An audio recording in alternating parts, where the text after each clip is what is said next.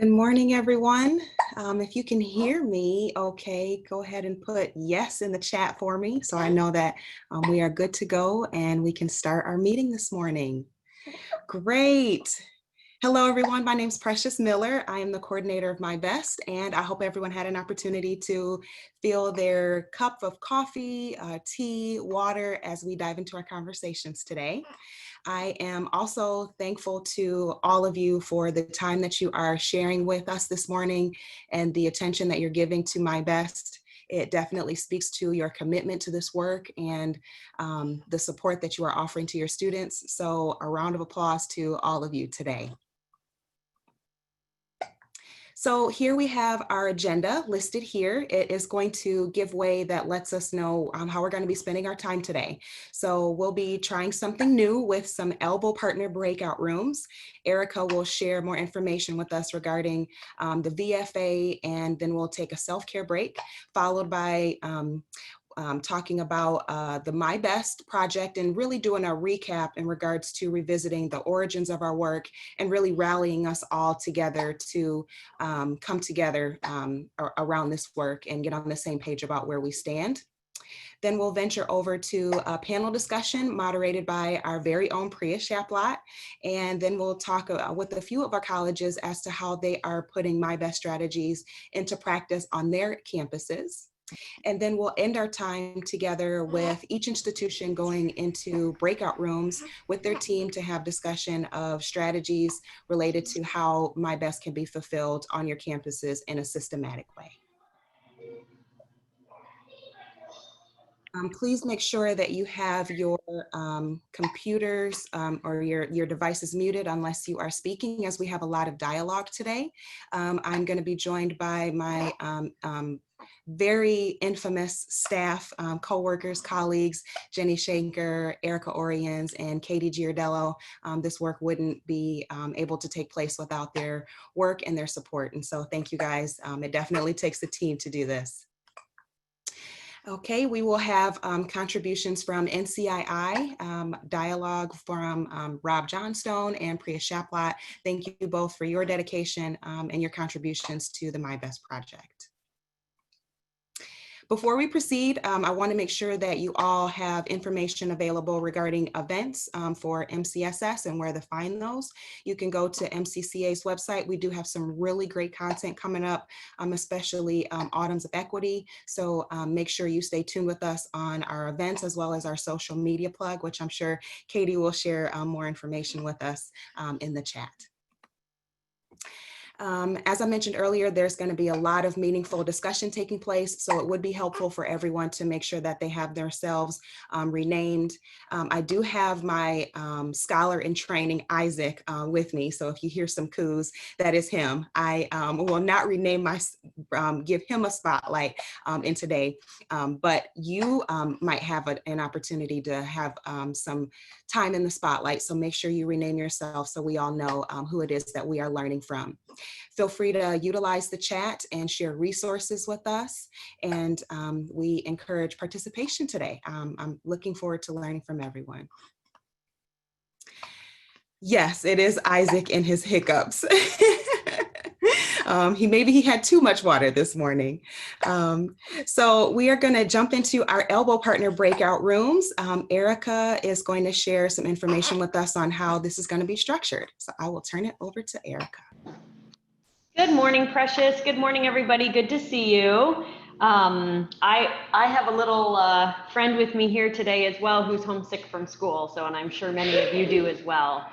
But what we wanted to do at the beginning of the session today is my other child, my daughter, who is at school today, came home last year and was telling me that she was sharing something she was learning in class with her elbow partner. And that was just the kid that sits beside you in class and you kind of turn to your left or turn to your right and talk about what you're learning. So I stole that idea from the third grade, and we have been applying that in some of our webinars as well. What we wanted to do is provide some opportunity at the beginning of the webinar today to give people some unstructured time to just get into a few small groups and talk about how it's going. With MyBest, but also with the start of the semester. Most of you started at some point over the last month, or I guess at some institutions as long as 6 weeks ago. But we wanted to give you some time to just sort of talk about what's happening on your campus, what you're thinking about, what challenges you're facing, and give you that opportunity to share.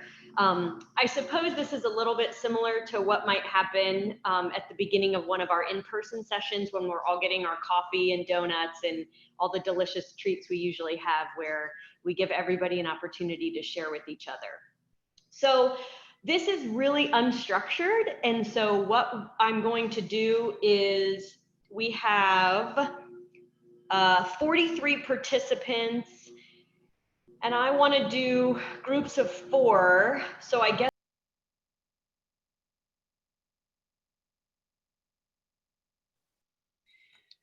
Okay, welcome back, everyone. I hope you enjoyed your elbow partners and had some meaningful conversations about things that are taking place on your campuses. We do want to encourage cross-sharing, and so that was an opportunity for that. It's not urgent right now, but I want to make sure that everyone has an opportunity to rename themselves.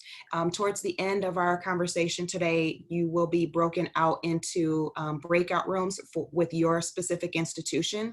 And so to make sure that that transition is done successfully, we'll need to know where you are and what campus you are with, so we can break you out in the correct room. So you can click on participants. Located in your systems tray, hover over your name, and then you would select rename, and then you can put your name and the name of your institution. So what we're going to jump into next is some very meaningful content that Erica's going to share with us regarding the voluntary framework of accountability.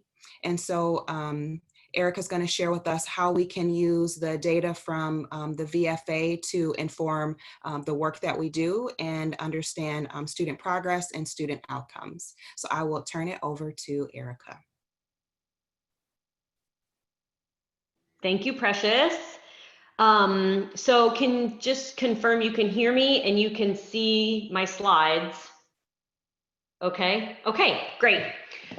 So I don't think I'll be able to monitor the chat while I do this. So I'll just let my good colleagues at the center do that as well.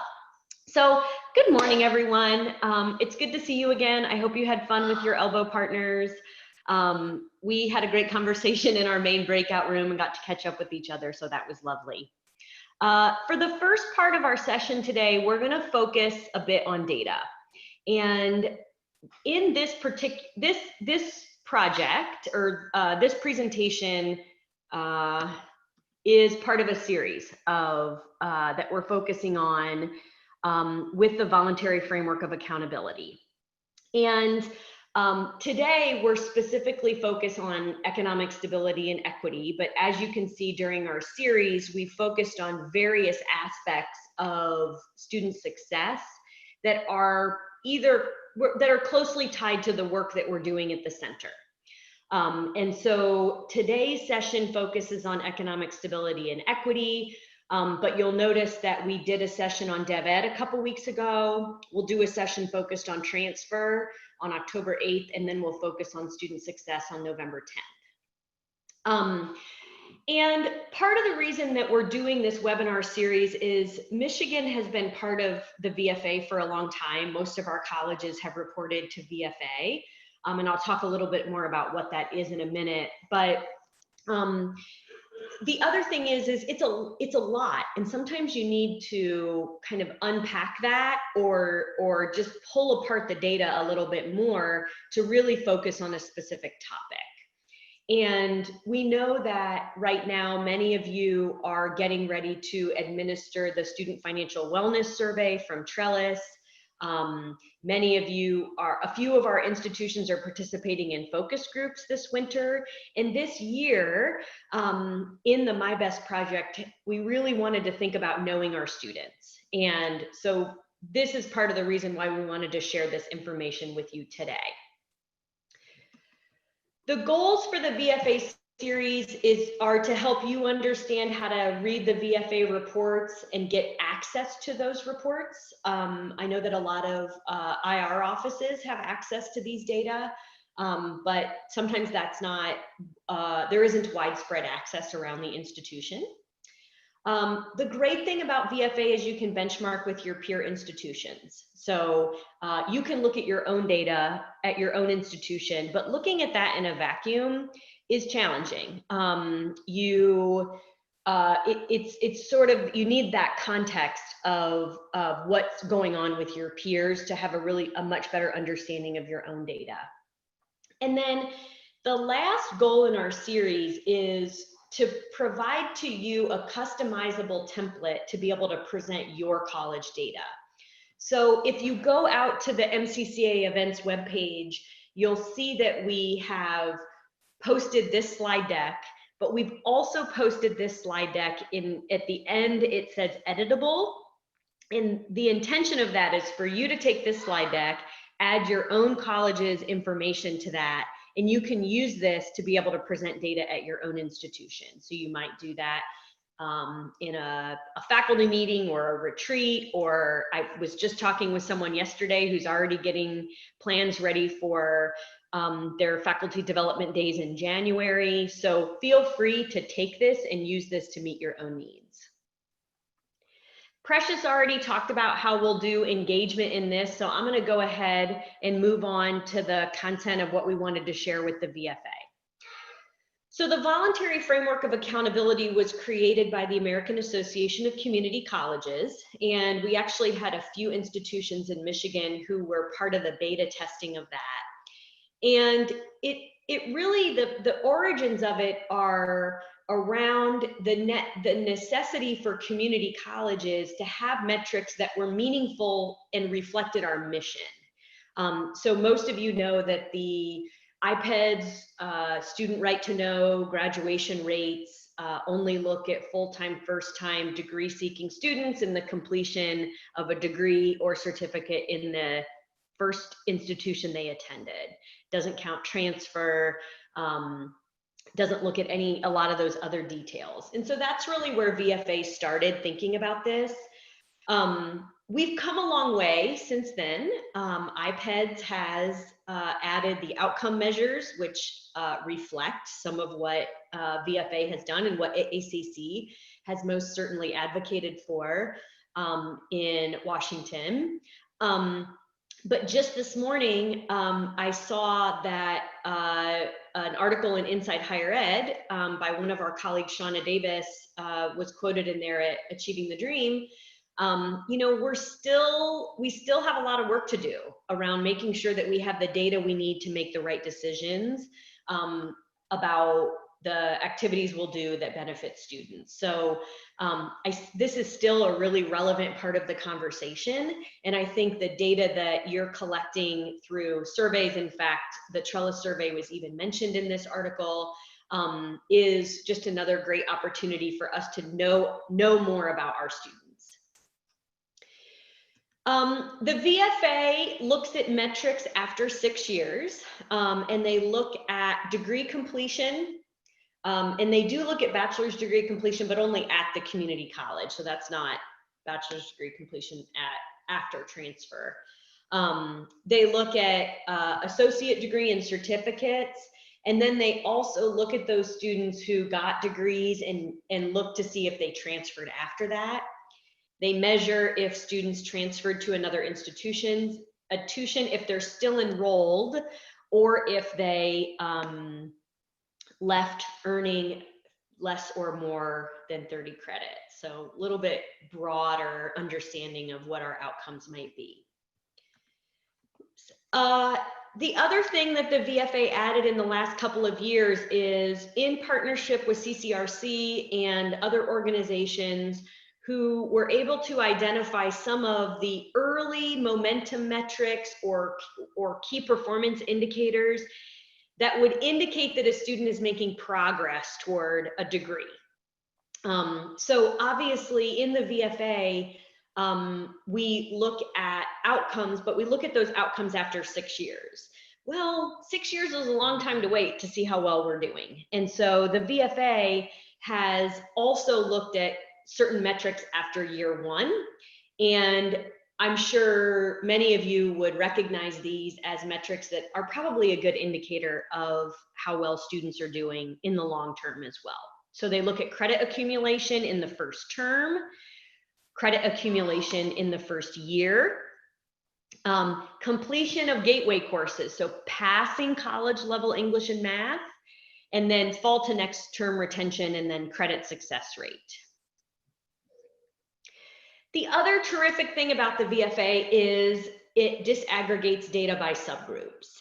And while various different data reporting tools report subgroup data, VFA, in my opinion, does the most comprehensive disaggregation by subgroup. They look at typical disaggregation like gender, race, ethnicity, Pell status, but they also look at enrollment status. So if the student was enrolled full or part-time, if the student was college ready, and also disaggregates data by age.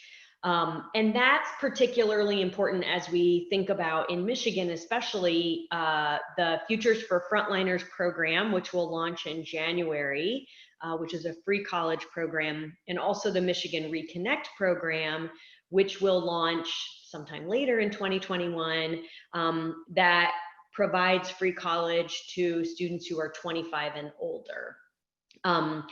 So age is going to become increasingly important for us, particularly because clearly the Reconnect program is everybody is over the age of is 25 or older. And I just learned yesterday that of the about 60,000 students who have applied for the Futures for Frontliners program, about 2/3 of those students are over the age of 25. So we'll be seeing a larger cohort of non-traditionally aged students enrolling in our institutions in January. So for the purposes of this presentation, we wanted to focus on economic stability and equity, but we don't have time, and it's an overwhelming amount of information to look at all of the outcomes. And so Precious and I selected 2 outcomes to examine more closely. The first metric we want to look at is earning 6+ college credits in the first term. And the second metric that we'll look at more closely is passing college level math and English in the first year. I think that is. We'll look at the definitions in a minute. So we had a hard time narrowing this down because there's a lot of outcomes that we could look at in more detail. And I would invite you to do that with your own data.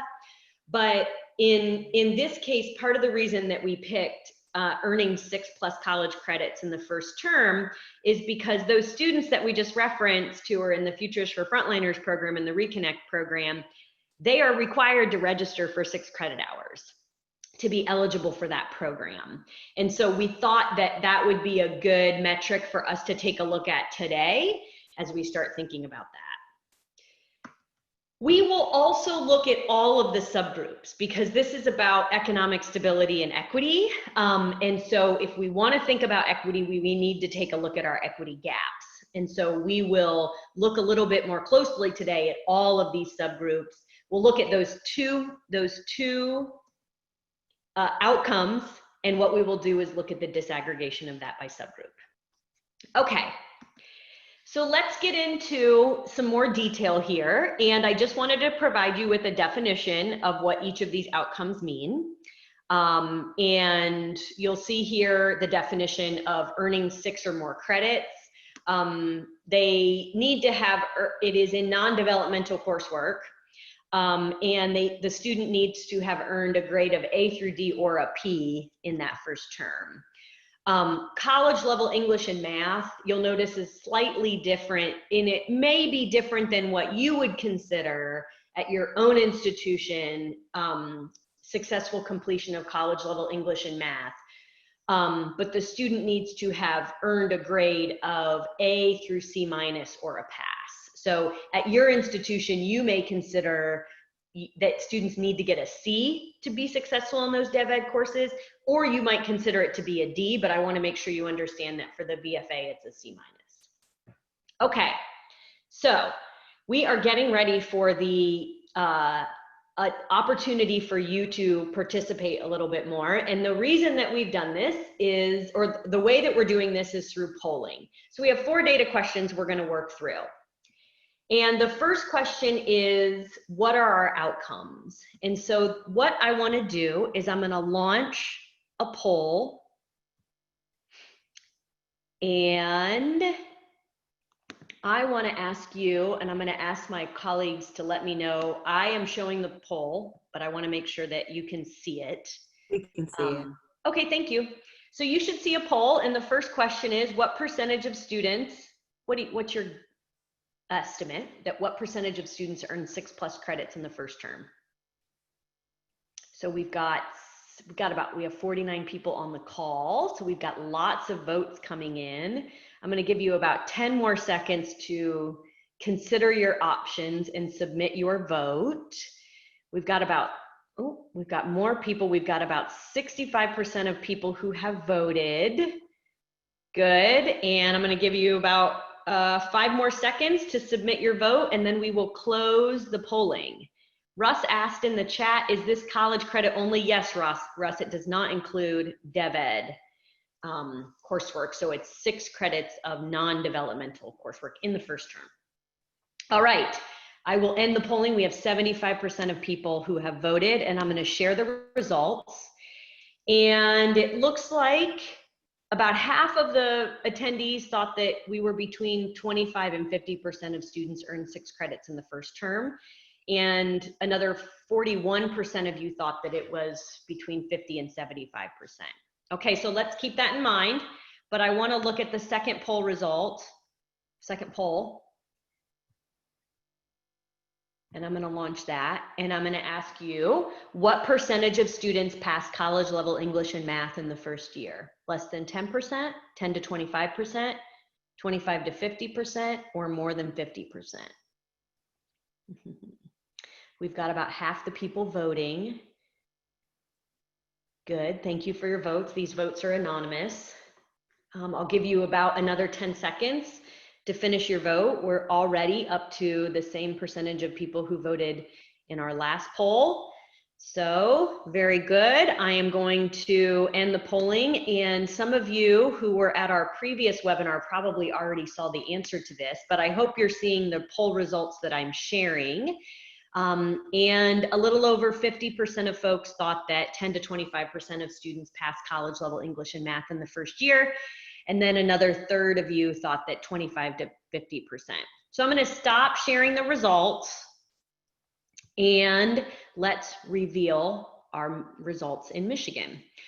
So we're looking at what the VFA calls the main cohort. And if you want to get really detailed about all the different ways VFA can report data, we hosted a webinar in August that provided a VFA overview.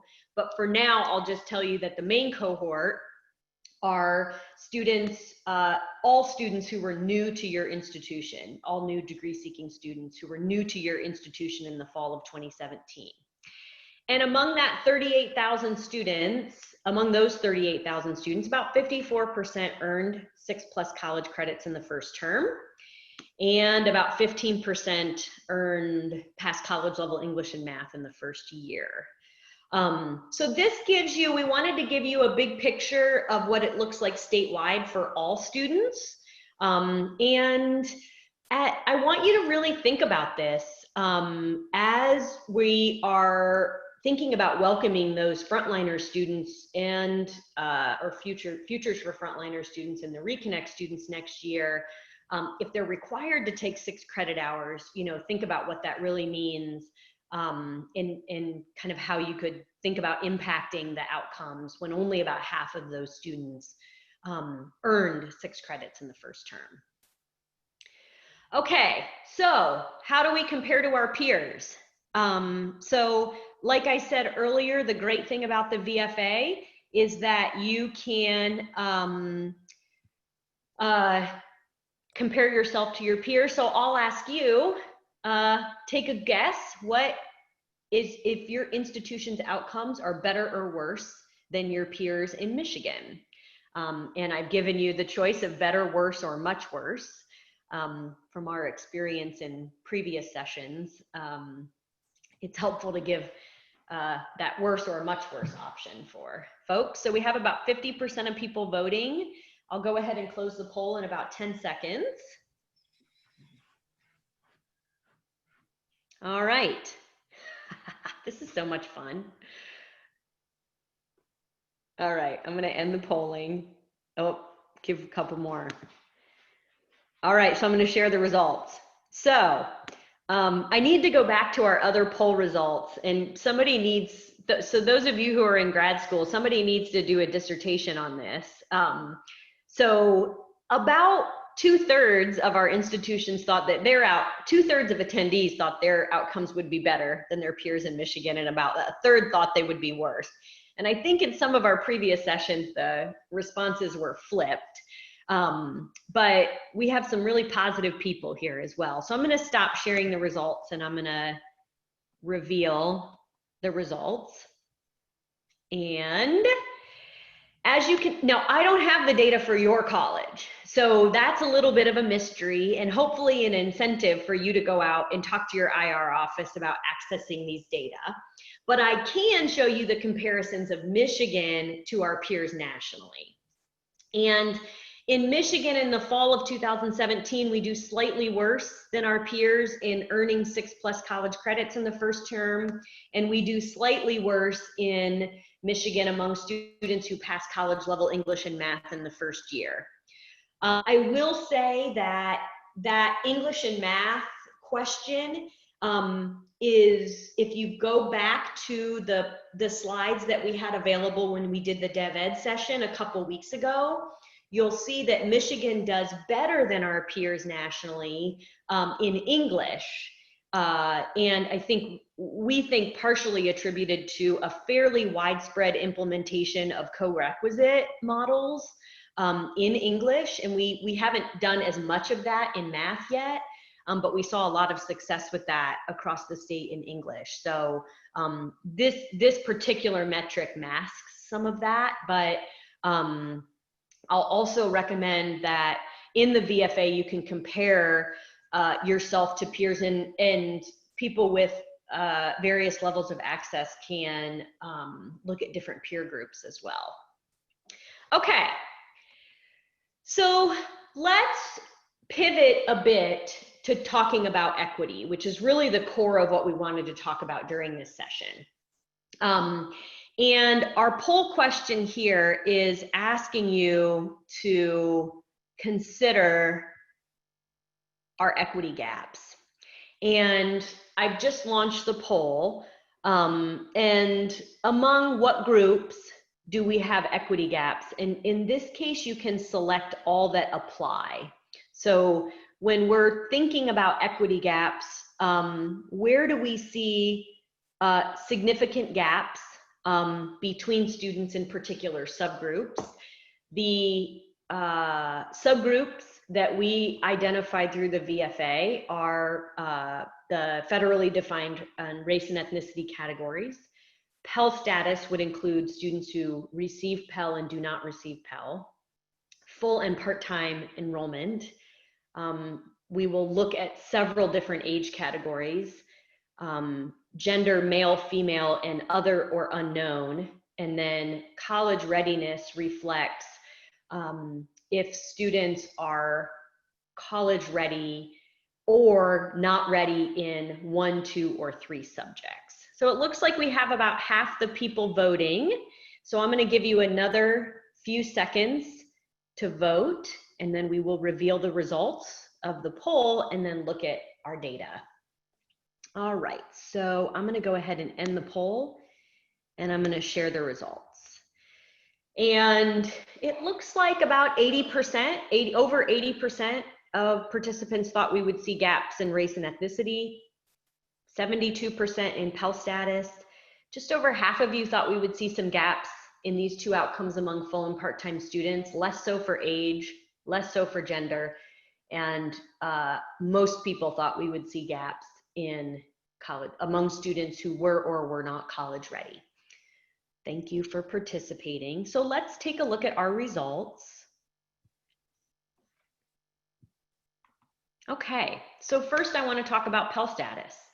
As you know, in higher ed, Pell status, Pell, if a student was awarded Pell or not awarded Pell, is the proxy that we use to measure income in some ways. Of course, different, K-12 may use free and reduced price lunch as that metric, and this is the most common metric that we use in higher education.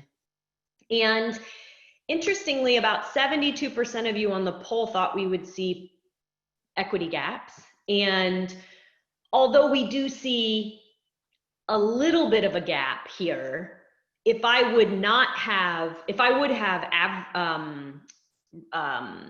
rounded these to a whole number, they would all be 54%. So we don't see gaps among students who were awarded Pell or not awarded Pell. Similarly, in passing college level English and math, this is the all students is the same data that we presented a little bit earlier, but although we see a 1 percentage point gap here, we don't see a significant gap in Pell status. So I want to pause there for a second, because I think when we looked at this data as our staff, we were surprised by that. And I'm wondering if in the chat,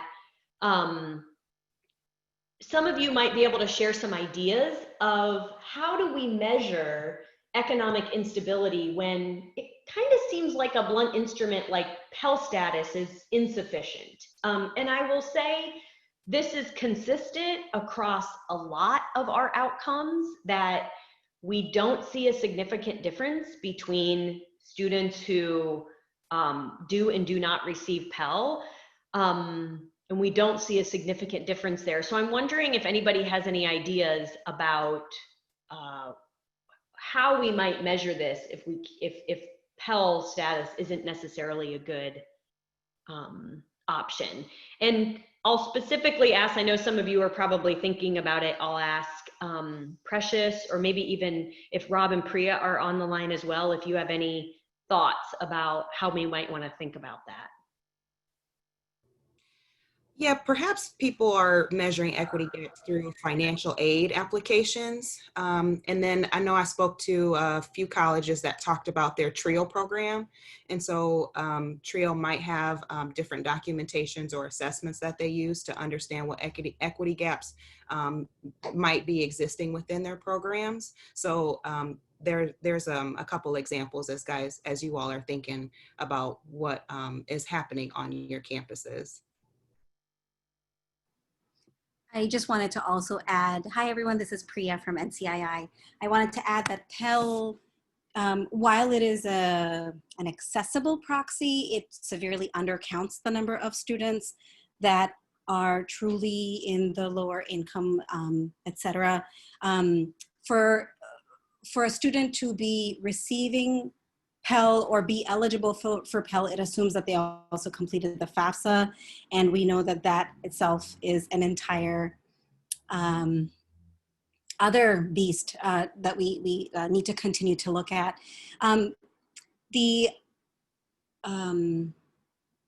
Yeah, so the Pell itself undercounts. The other option is to look at, as I think Dawn was also, was it Dawn or Kristen was mentioned, how can you kind of corroborate it with other pieces of data that might also be available?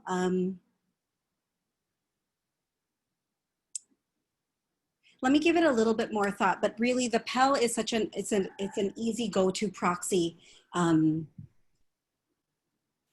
Yeah. And the other piece I also wanted to mention is that just because a student receives Pell or doesn't receive Pell doesn't automatically mean they have or don't have other types of needs. There are plenty of students who barely missed the deadline, the cutoff to be able to receive Pell, and might not be in a position to also afford education out of their own pockets. So yeah, the Pell is an interesting and complicated. Yeah, it is. Thanks for that. I'm glad you mentioned that, Priya. You know, there are a lot of students in that not awarded Pell category who probably have similar economic circumstances to students who were awarded Pell. And so we just think that it's helpful. We often use this metric, but helpful to think more broadly about how we can define that. I see some great conversation happening in the chat.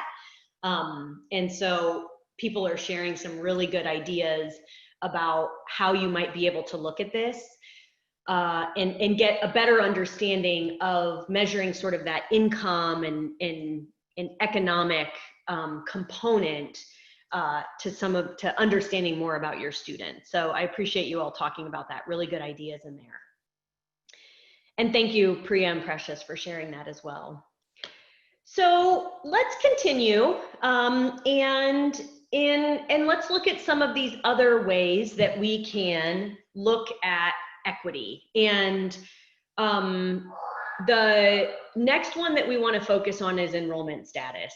And so we see here that, again, 54% of all students earn 6+ college credits in the first year, in the first term, excuse me. 75% of full-time students did, but only 36% of part-time students did. So we see a pretty significant gap here. Now, I recognize that the outcome we're measuring is in and of itself a measure of enrollment status, right? Because of full-time and part-time.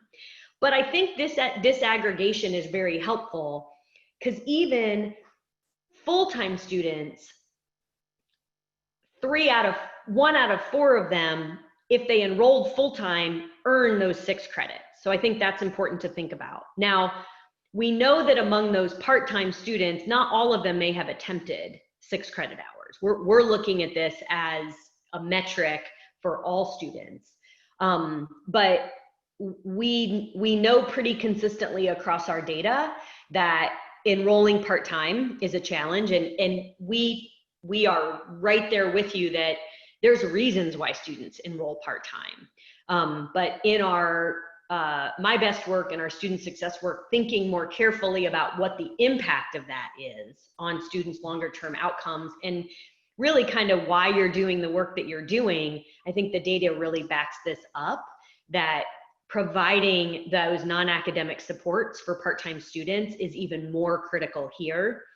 And I think you also see that the magnitude of the difference in passing college level English and math. We have 20,000 part-time students and 1,300 of those students pass college level English and math in the first year. So thinking carefully about that outcome and how you can address that for your part-time students. Again, the role that co-requisite remediation can play in that is certainly something to think about as well. I want to be careful of our time, and so I want to continue to move on and also focus on outcomes by race and ethnicity. Again, we're using our same 2 outcomes, and we see that there are persistent and significant gaps among Black students particularly. And then also we've ordered this information, we've ordered this by the size of the subgroup, so it's a little bit easier to read in terms of the size. And you'll see here that we have really significant equity gaps, particularly among Black students, both in earning 6+ college credits in the first term and among passing college level English and math. So again, when we're looking at inequitable outcomes and you're thinking about your policies vis-a-vis enrolling full-time and part-time and students' access to college level math and English in that first year, looking at your data disaggregated by race and ethnicity is critically important. I want to look at a couple of other outcomes here as well. age has become increasingly of interest to us at the center, particularly because of the impact of Futures for Frontliners and the Reconnect program, and also because VFA, as I mentioned earlier, is one of the few places where we can find data disaggregated by age. And you can see here, again, equity gaps in our outcomes, where among students who are under 20 years old, 59% of those students earn 6 or more college credits in the first year. And then it declines pretty significantly the older students get. That is also true among students who pass college level English and math. We see a significant decline as age increases. And so as you're thinking about welcoming those Reconnect students this fall, or this summer or fall, whenever it happens, think about that as we're enrolling those students. My understanding is the largest age cohort that we're seeing is between the ages of 25 and 39. So this sort of group in the middle here, so you'll want to think about what kind of work you'll need to do to support those students as well. Erica, it's my understanding that we don't yet know what the age will be for a Future for Frontliners as well. So age for those individuals might be something to consider. Correct. So the Futures for Frontliners program is not age restricted. And so you can be any age. Among the 60,000 people who have applied, about 2/3 of them are 25 and older, and 1/3 of them are between 18 and 24. So, well, I shouldn't say there's no age restriction. I think you need to be 18 to apply for Frontliners, among other restrictions.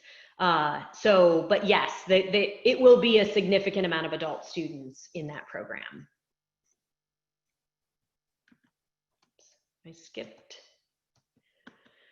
As almost all of you predicted, the outcomes among students who are college ready are higher than the outcomes of among students who had developmental needs in 1, 2, or 3 subjects. So this is not a measure of being under prepared by 1, 2, or 3 levels of your math course or English course. This is in math, English, or reading. So if they have developmental needs in 1, 2, or 3, all 3 of those subjects. And so we can see that there is a slight difference here. Obviously, the students who are college ready are earning 6 or more college credits in the first term. But it's still only 60% of students, 6 out of 10 students who are earning 6 credits in the first term, and only 1 out of 5 students who are passing college level English and math, even if they were college ready. So even among students where we see that they're college ready, we're not seeing those outcomes as high as we would like them to see. And then finally, we look at gender. And this is a metric we look at very frequently, but the one area that we don't really look at it very much is this unknown or other. And you can see that while male and female students perform almost exactly the same, when we look at unknown genders or other genders, we see a significant gap there. Now, we can't distinguish between the unknown and other, although at your institution, you may be able to distinguish between that. And there are, obviously, it's a small number of students, and in many cases, this is a gender that has not been captured by the college for a variety of different reasons. But I think in your own data, certainly something to look at if you're seeing this gap among your institutions as well. The last question that we want to go to is, so what has changed over time? And I'm going to launch our final poll. And I'm going to ask you if we've improved. And you have the chance to answer yes, a lot, yes, a little, or no, we have not improved. And we're looking at statewide Michigan data in those two outcomes as well. So we have about half the people, over half the people who have voted, so I'll just give it a few more seconds for folks to enter their vote, and then we will close the poll. All right, and I'm going to share the results. And almost everybody has said that we improved a little. We've got 4 people or 1 person who said yes a lot, and 3 people who said no, we haven't improved. So let's have a look.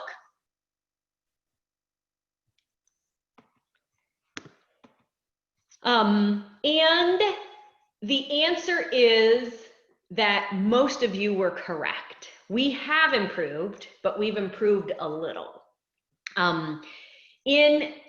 Well, actually, we've improved a little in college level English and math. But when I look at students earning 6 or more college credits in the first term, that's a 9% increase. And in 5 years, is that right? 2012 to 2017? I think that's a lot. That's a big improvement. It's still the total number, I'm sure for many of you, is insufficient if only half of our students are completing 6 or more college credits in the first term. But that is a pretty significant improvement, both statistically and practically, I think, for our institutions. We see less improvement in passing college level English and math. And again, I would invite you to look, if you're interested in that, to look at our Dev Ed session, because we look at both English and math separately a little bit more closely in there as well. The other thing I want to point out on this slide is when we start looking at the data over time, we can see our cohort count changes pretty significantly.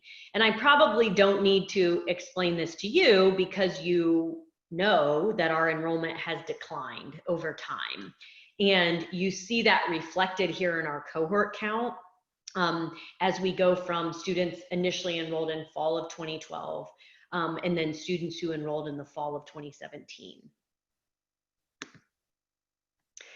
As usual, we got deep into the data, and I think we'll pause some of the discussion about how we address some of those equity gaps for our discussion with our panel that we have later. But I just have a few slides here at the end that I just want you to consider. And the first one is to find out how you can access data for your college. I would certainly start by reaching out to your IR office. They are typically the office that reports the data, although in some cases it can be the registrar's office. And then I'll encourage you to use the resources that we've created to have this conversation on your own campus. We encourage you to use the data that we have for Michigan statewide and then also present the data for your own institution. And please reach out to Precious, Jenny, Katie, or I. We're always happy to help you gather additional information if that's something that you need, or any support from us as you're thinking about presenting these data on your own campus as well. I'm sure Precious has our contact information at the end of your session as well. I've also included some links here to the VFA metrics manual if you're really interested in looking at how they report these data, collect and report these data. You can find that in the metrics manual. So with that, I'll also pause. We have about 2 minutes left and see if you have any other questions. Any questions in the chat or comments anybody wants to share?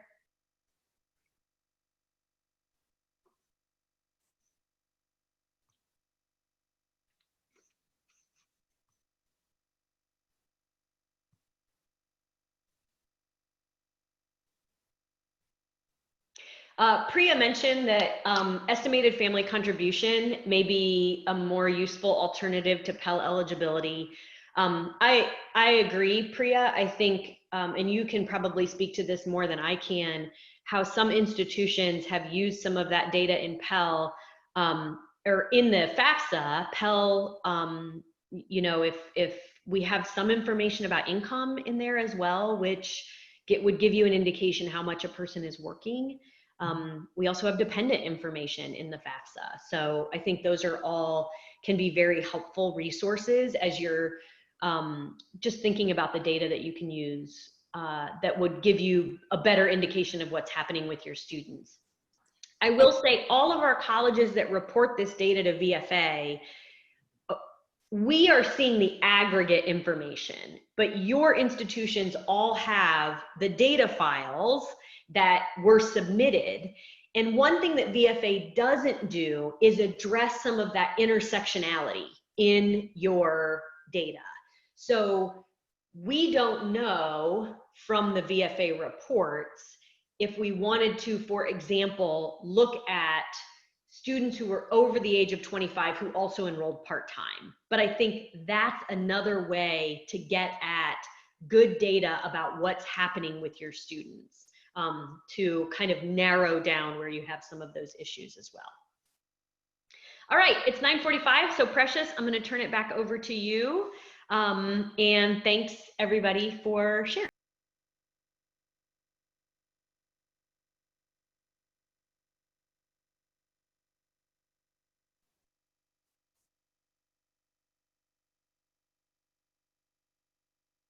Okay, everyone, I have 10 o'clock on my end. So we are going to reconvene and jump into the next portion of our workshop today. I trust that everyone had an enjoyable break, and we are going to begin talking about MyBest, and specifically where MyBest began, its origin, and revisiting why we ventured into this work. We'll talk about where we currently are within the MyBest project, and then we'll also do some future forecasting to talk about where we're going next within MyBest. So there was a workshop that Erica facilitated back in January, in which we talked about the survey that was done. It was a survey shared with the chief student service offices, and we were just trying to get an understanding of what the most challenging non-academic barriers were to students. And so what we have here is the ranking of those most challenging barriers that students are facing, starting with income and employment, food, housing, goods and clothing, transportation, housing and utilities, childcare, healthcare, legal and tax issues.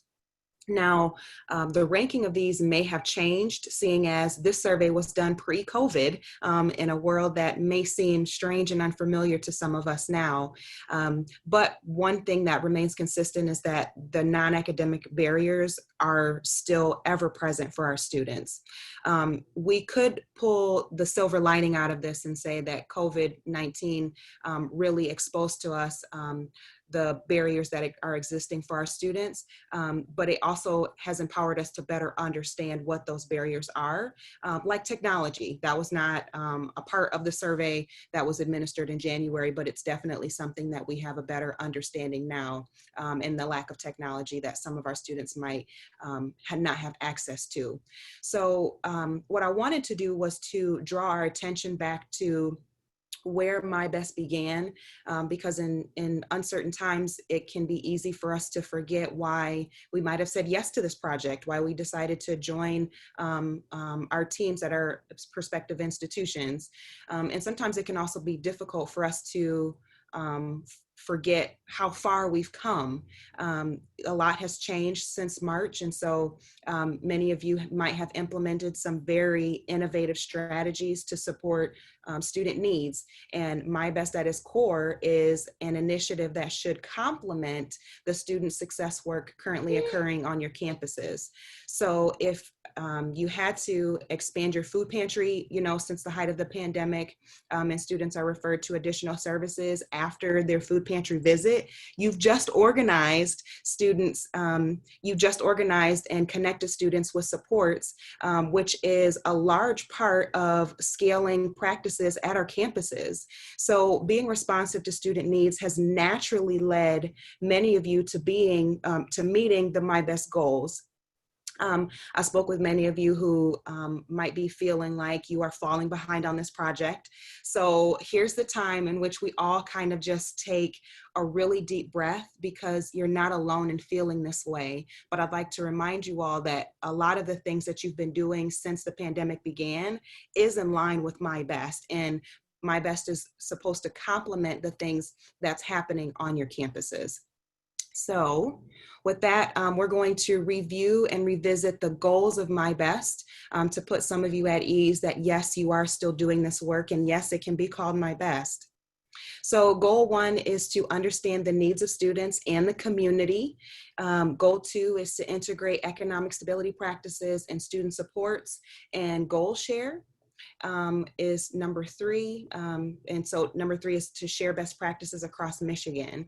The project entities listed below each goal are the tactics that we're using to ensure that our goals are being met for My Best.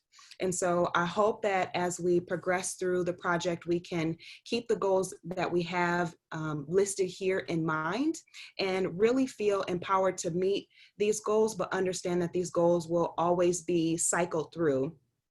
We'll always be positioned to better understand our students and community, because our students and our communities change and adapt and they grow. And the same time, integrating new practices is something that we'll always be doing, because we'll always be growing and changing as institutions. And therefore, sharing new sources of best practices is something that will continuously be cycled through. So My Best, as far as where we should be right now, or I'm sorry, where we've been, for the FASOA baseline should have been administered or done and completed in February and March of this year. The FASOA is the scale of the financial stability scale of adoption assessment. Everyone should have had the opportunity to complete this, but if we were in person, this would be the opportunity where I ask you to not look at your neighbor, because this is something that you're still working on. If that is you, that is okay. I am, however, going to ask that you work to complete your your campus assessment by October 16th, because we're going to be doing calls for the FASOA and just to review your assessment in the weeks to come. We also had the My Bridges webinar in April 22nd of this past year, so this past spring. During this webinar, we talked about the My Bridges tool. We revisited what the My Bridges tool looks like and what benefit it has to you, your campus, and your students. This is a really helpful webinar for a lot of you, and so I would encourage you to revisit this webinar to get an understanding of My Bridges and how to become a community partner. On our resources and on our resources page for MCESS, I talked about and reviewed the steps that it would take for everyone to become a community partner. And I did it through a tutorial video. So if that would be helpful to you, I'm going to point you to our resources page to find that. We also had our Trellis webinar that talked about the Student Financial Wellness Survey. And we are in the midst of doing the Trellis Financial Survey now. We also had the trauma-informed advising webinar. I had noticed that some of you were working with students who had been experiencing trauma as a result of the pandemic and just other life happenings. And so the trauma-informed advising webinar was an opportunity for us to learn about the signs that would let us know that a student might be experiencing trauma, as well as what our response could be when we encounter a student who is experiencing some type of crisis. It was also a really helpful webinar for us to understand the first aid mental health, as well as things that we could do to make sure that we are taking care of ourselves as we are taking care of others. And then lastly, we had the ALICE webinar. That was the last webinar held during the summer. If this is a webinar that would give us an opportunity to understand our students, but as well as our community. The ALICE data talks about ways in which our students are struggling financially. And on the ALICE website, it gives us more depth information as to what specific financial challenges our students are facing based on their community, and the ALICE data can break it down by county, which is helpful because it helps us understand the students within our area as well as the students within our state. I'll remind you all that all of these events can be reviewed on our website, and they are available for you to rewatch. So now let's talk about where we currently are. We have the Financial Stability Scale of Adoption Assessment. Again, that was something that should have been completed in February of March, but in the event that you were derailed by the pandemic, like many of us were, you still have an opportunity to complete it. And my ask is that it's done by Friday, October 16th, as we will be conducting calls in late October and early November to discuss what changes have occurred in your campus practices and how you are moving things to scale for student success. And I plan to have all of these calls completed by November 13th so we can all really enjoy the holidays that are to come. The MyBridges, again, we are looking for each institution to have an access partner and become established as a community partner with MDHHS. And we're looking to have this done by December 1st. So being an access partner means that you can refer students to different resources within the community, but it also means that individuals within the community can refer students to your institutions. So if a student is looking to learn more about your institution and hopefully enroll as a student, they can do this and you can see this activity as an access partner. Food assistance benefits have also expanded to Perkins students, which is something we're really excited about. And so it's even more essential for everyone to become a MyBridges partner, as students are going to be using the MyBridges portal to apply for their food assistance benefits. And this is something that you would be able to see taking place as an access partner. So when a student is applying for food assistance, you would be able to see some of that information. And as an access partner, you would be able to also see what other community-based organizations your students may be accessing. So at the end of this slide deck, there's going to be a link to MDHHS partnership. And that's where all of this information is held. You can learn more about it. And it's where the first step is, it's the first step that you would take to become an access partner. And the trainings are also online. When I looked at the MyBridges Access Partner webinar, it was 45 minutes. So we're looking at a 45-minute commitment to support a lot of students who are going to be applying for food assistance benefits, as well as connecting to other community resources. Okay, so the Trellis survey is going to be administered soon.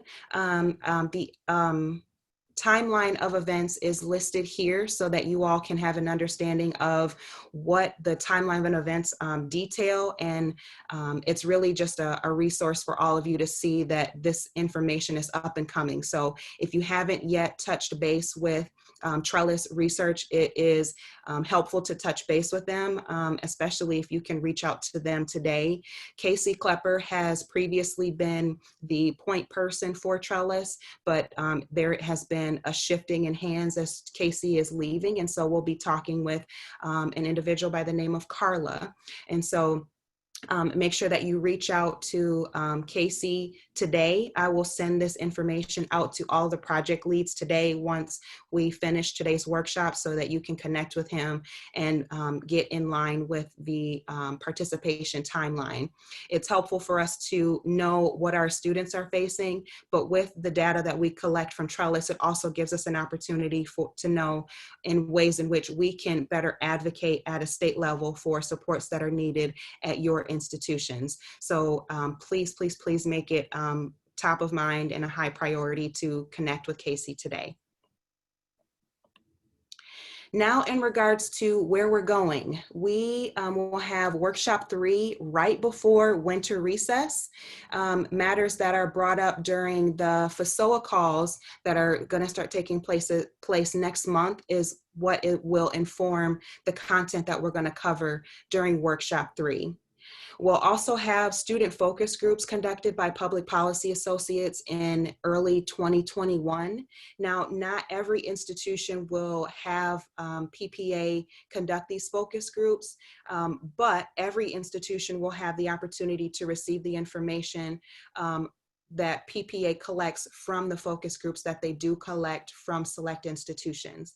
PPA will also share out the steps that they took and the protocol that they used for the focus groups that they conduct, so that you all can conduct your own in the event that PPA does not come to your institution.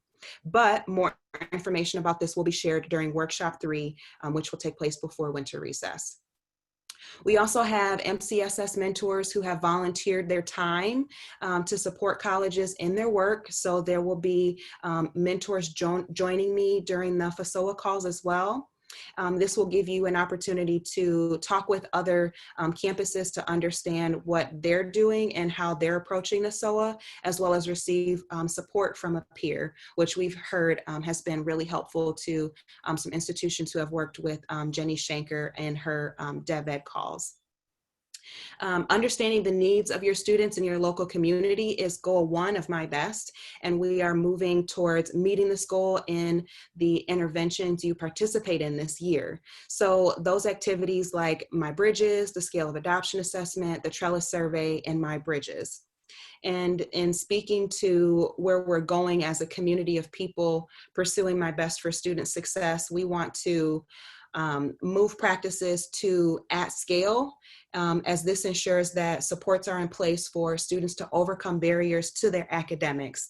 I am often reminded of previous talks and conversation with Priya regarding creating programs for students to experience supports by design instead of by coincidence or by luck. So in your team time today, it would be helpful to begin collecting your thoughts around ways in which you can design structures at scale at your institution.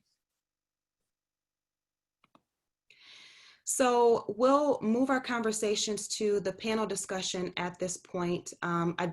Before we do that, though, I'll do just a quick pause to see if there are any questions that individuals might have regarding where My Best has been, where we currently are, and where we're going.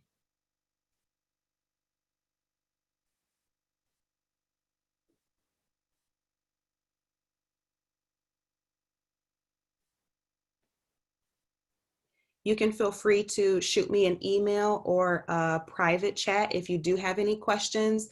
Again, the webinar slides from today, as well as the recording for today, will be shared out, but immediately following today's webinar, I will send the information to you all about Casey Klepper, so that we can begin the process for administering the Trellis survey.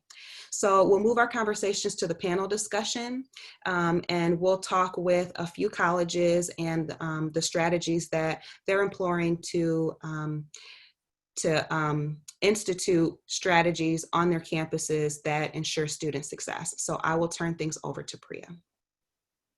Great. Thank you so much, Precious. And hello, everyone. It's nice to be in the same space with you virtually, and I will do my best imagination to pretend that we were all here making eye contact with one another. I'm really, really excited about the set of stories that we're going to be sharing over the next half hour with a few colleges talking about their, or a few folks from colleges talking about how the college has addressed the multiple pandemics of the last 6 months, as well as having Precious share her insights from working with so many of you over these last few months, and having her serve almost as an ambassador of other colleges' voices on this panel. So one quick note, one feature that I recently learned on Zoom that's cool is that you can click and pull the tiles and organize your gallery in which way you want. So if you'd like, you're welcome to click the tiles of the panelists that we have on the slide, and you can go ahead and create your own mock panel of panelists. So you just have to click and drag the tiles all the way up and arrange them in a sequence that you can see. with that in mind, I want to just take a minute to set the tone and context of our panel discussion. My Best is really centered in equity and economic mobility for students. And what that means to me is how can we ensure that every student gets the right type of support at the right time, in the right way, that enables them to advance their progress on their academic and their professional goals. And most importantly, how do we do that in a structured way so that it isn't coincidental or it isn't happening in small pockets for certain groups of students, but how can we make that the default experience? Precious had mentioned that while our focus hasn't possibly exclusively been on My Best, the last few months have made some realities even more clear. And so what I want to really stress today is thinking about how you are already doing so much of this work. And you are already supporting students in a variety of ways and engaging your community partners in a variety of ways, and thinking about how to situate the notion of basic needs for students in the academic experience that students have, instead of being this marginalized, separate work that traditionally took place in the financial aid office or traditionally took place in the student services division. So really wanting to come from a very asset-based perspective of how can you continue to organize and structure the work that you're already doing? And then how can you continue to pull other folks in that are also sharing the same mission and values to supporting the members of our community that happen to be our students? And how do we continue to do that? So let me just make sure I didn't miss anything. So yeah, the real focus is to make sure that we are intentional in the way that we're organizing the student experience and organizing ourselves to support them while we are managing our own personal realities as well, which I completely understand. So let's go ahead and dive in. Feel free to use the chat. I'll do my best to monitor chat while the panelists are speaking. You're welcome to add your own experiences and also add questions for panelists as well. And so without further ado, I'd love for each of the panelists to introduce themselves. We have Paige, Annie, and Lori, who are representing 3 colleges. And then we have Precious, who's serving as an ambassador with the voices of many other colleges. So why don't we start with you, Paige? I see you right there on my screen. Thanks, Priya. Good morning, everyone. I am Paige Egan at Kalamazoo Valley Community College. I serve as the Provost and Vice President of Instruction and Student Services. Just a little bit of a picture of who we are at Kalamazoo Valley. Demographically, we're located in the Southwest Michigan region. We serve both rural and urban communities. So it's a nice little combination of different types of communities. We have multiple locations throughout the Kalamazoo area. Our Texas Township campus with our Advanced Technology Center attached to that. Our Arcadia Commons campus is in the heart of the downtown, where we have Anna Whitten Hall, our Center for New Media, and Kalamazoo Valley Museum, which is part of our college. We also most recently have opened a Bronson Healthy Living campus that includes our Culinary Allied Health building, as well as our Food Innovation Center. And we also have a Groves location, which was our former MTech location, where a lot of our non-credit and corporate training is based out of. For fall 20, this crazy semester, our enrollment is approximately 6,800 unduplicated headcount. We're approximately 13% down from comparison to fall of last year. Breaking that down or disaggregating it, we have about 30% that are full-time students. About 60% are ages 18 to 24 years at this point in time. 56% of our student body this fall identify as female. 70% of our students this fall semester are white, 10% are Black or African American, and 8% are Hispanic or Latinx.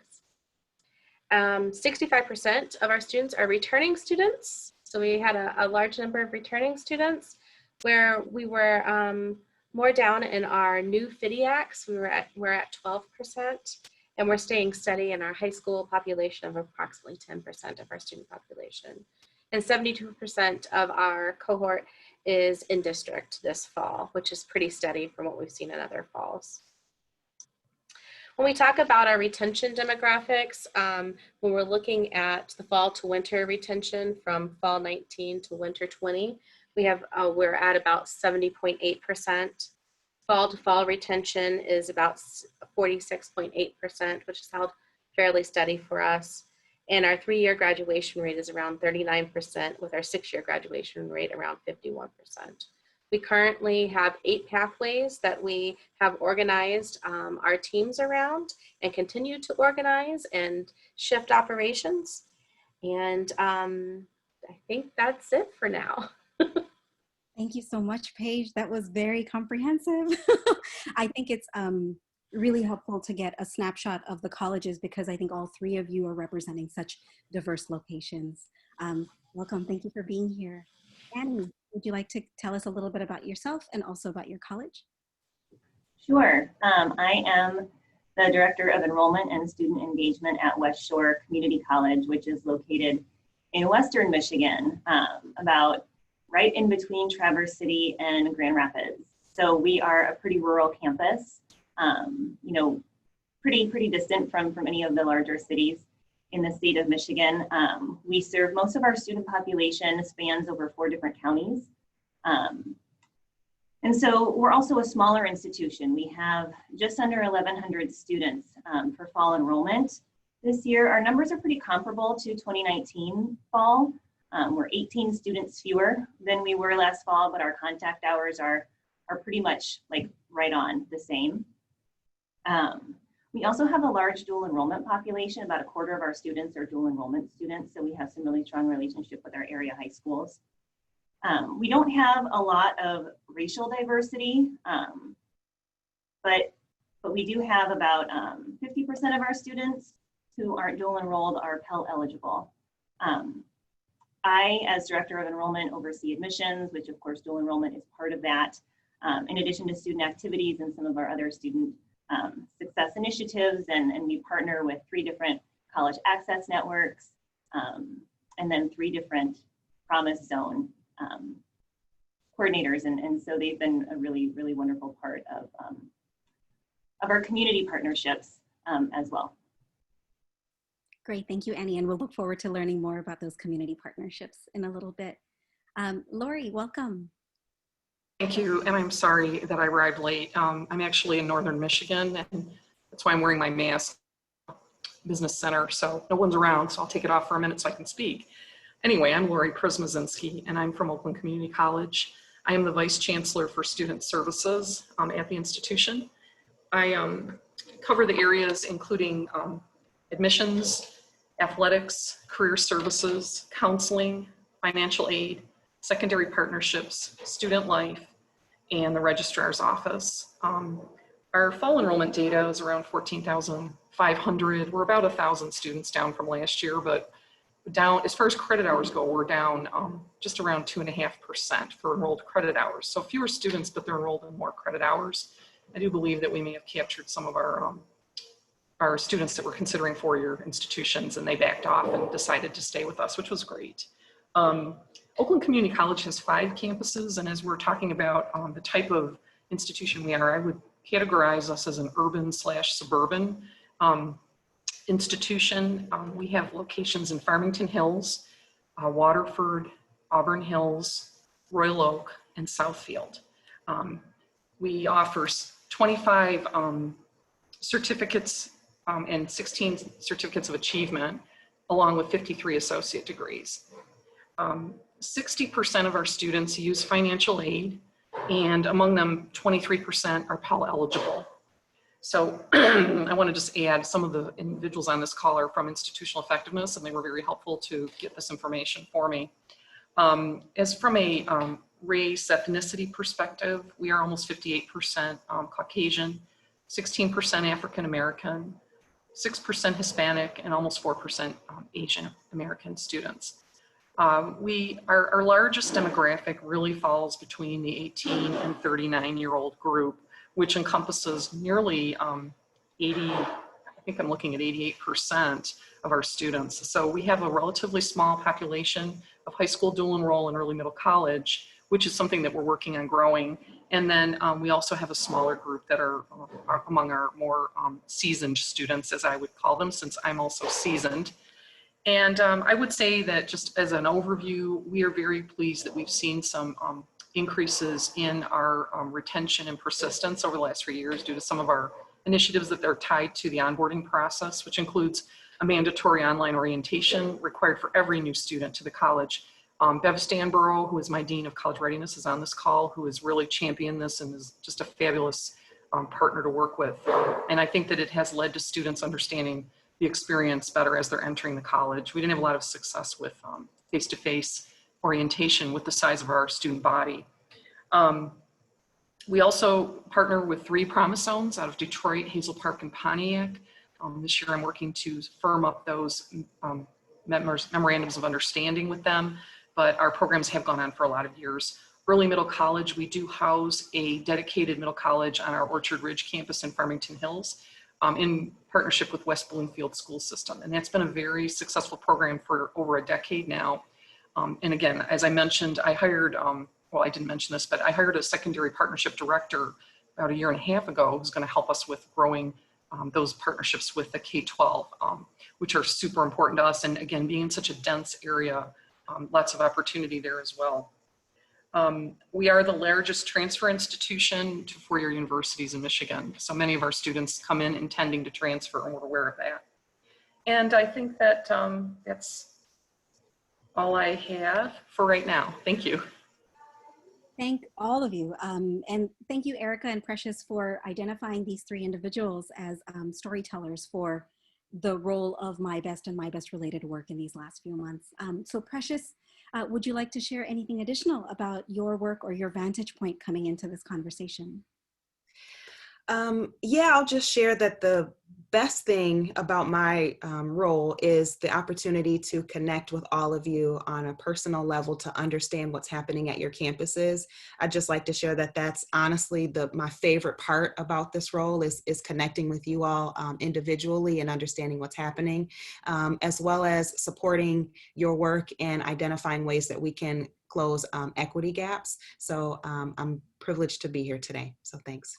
Thank you so much, Precious. I wish we had always more time to listen to all the stories. We're going to do the best we can in the little bit of time we have. So the first question kind of pulls at what both Erica and Precious have been talking about in the last couple of hours, particularly picking up on something Erica said around the focus of this work right now to really be about knowing your students. And given the collective impact of the ongoing crises, whether it's COVID and the public health crisis, the sudden shift to remote college operations, nationwide racial unrest, shifts in family priorities and family health, changes in work, I'd like to ask each of you to talk a little bit about what have you and your colleagues learned about your students and your student needs in these last few months. And if you don't mind sharing, what are a couple of highlights in how your college has addressed or responded to those insights about your student and the student realities. So Lori, do you mind if I start with you? Not at all, thank you. And don't mind me, I've got quite a list, and I want to just ask if any of my colleagues are out there and think that I may have omitted something. I hope that the group would not mind them adding it to the chat because it's a long list, but I know I may overlook something. So just to start, kind of from an internal perspective is what I'll focus on, but we do have some external activities that have happened, but I really will focus on the internal as I've been asked to do. So we've shifted all of our student services to remote work, and it's really created minimal disruption to the students' needs. And we have partnered internally with our IT department to help outfit our employees to work remotely with phones and hardware. And really, if a student was always working that way with us, I think it's pretty obvious that we're still conducting business very successfully with them and meeting the needs that they have. I will tell you that our faculty senate, and this is pre-COVID, talked a lot about empowering students in need, which is a committee that an ad hoc that they formed through their senate and talked about what can we do for students who they encounter. And certainly classroom faculty will know students who maybe don't show up for class or don't have the resources that they need to be successful in the classroom. A lot of it, and with further discussion, was discovered to be a result of perhaps homelessness, food insufficiency, difficulty with transportation. I'm very proud to say that we've responded in many ways to that collectively, and also in partnership with faculty and administration. We recognize it as a big concern for students that are trying to move forward. So we do have, as I mentioned, the Empowering Student in Need Committee. And again, there are several people here on the call who are members of that committee, and it's been really great conversation. We've developed some partnerships with local food banks that are in proximity to our campuses, and as well as developing a career closet for students that may be seeking employment who don't have the correct clothing to wear to go out for an interview and can't afford, to purchase any new clothing to do that. Some of the things that we've done to assess the needs of our students from a mental health perspective is we actually joined the JED Foundation. It's been nearly 5 years ago, and it's a 4-year partnership. And we conducted a survey of our students to determine, what were their mental health needs. Not surprisingly, pre-COVID, we learned of a very high level of depression and suicidal ideation. I can only imagine if we resurveyed them now today, what those numbers would look like. But it was very significant enough for us to launch a mental health task force, which is a college-wide initiative manned by some of the deans of student services, the public safety leadership, and also our counseling staff to help students identify resources that they can seek out if they're in a position where they have some type of a socioeconomic deficit, or if they have a mental health deficit that they need some help with. And I am a nurse. I just want to mention that because I tend to talk like a nurse, so please forgive me for that. But anyway, anyway, and then our institutional effectiveness, they've been conducting internal departmental surveys about our services to students. And through that, we've noted that there's continued discussion about their lack of access to resources as well. They believe we provide great service, but there are still issues that come up, comments that come up about, mental health being a barrier to their ability to continue school, despite, the services that we provide. So we continue to examine those kinds of comments. I actually receive all of the feedback, we call it, which are really the complaints through my office about things that maybe we need to be examining. And I'm proud to say that very few come through about financial aid, counseling, and resources of that nature. But what does come through are other needs as far as academic instruction. So in the time of COVID, we knew that technology was going to become a very, very significant issue because students now are conducting largely, we're teaching remotely. And do the students have the hardware and technology and internet access from home to be able to enroll in courses and be successful? So the IE again assisted us in launching a technology survey in winter 2020 after we converted to COVID isolation. And we found out that there were several hundred students who identified the need for some kind of technology. So the foundation we partnered with, a great internal partner, and we deployed a fair number of Chromebooks. I know it was probably around 150, I believe, so that students could remain enrolled in courses who weren't, maybe ordinarily would have not been able to because of the lack of it. The other thing was our IT worked with them to determine what kind of free internet access there was available to them, and we provided that. Just this fall, we've opened up dedicated areas so students can come onto campus and use our Wi-Fi as well on a very limited basis. So that is something that we are doing as well now. That's a new development for fall.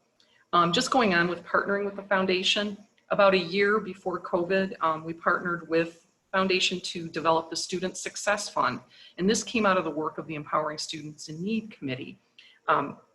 The Student Success Fund was earmarked to assist students with essential needs, unexpected emergencies, to help them be able to remain in school.